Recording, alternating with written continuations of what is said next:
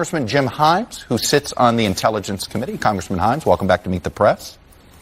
Good morning, Chuck. Let me start with this. Will there be new information the public learns from these public hearings on Wednesday morning?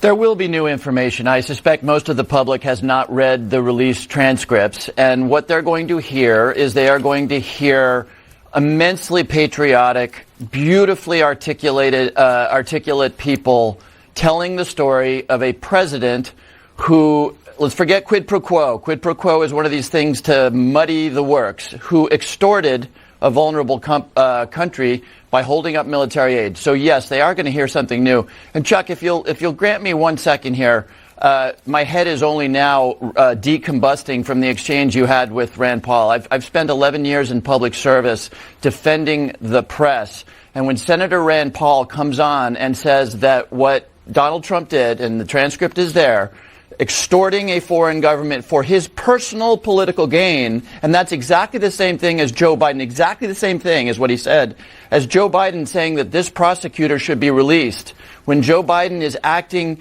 in consistency with American foreign policy, and back then we had a whole list of things that had to be done, and this was American foreign policy, it was European Union policy, it was IMF policy, that this prosecutor needed to go.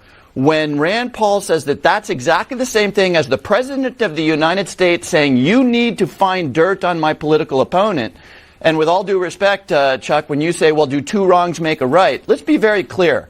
The President of the United States demanding, extorting a vulnerable country to do his political bidding, to go after his opponent, has nothing to do with Joe Biden executing the foreign policy of the United States or Hillary Clinton, who is a private citizen, doing opposition research on her presidential opponent. Those are radically different things, and what the president did is wrong and impeachable. Let me ask you something. You just said you think the words quid pro quo shouldn't be used anymore.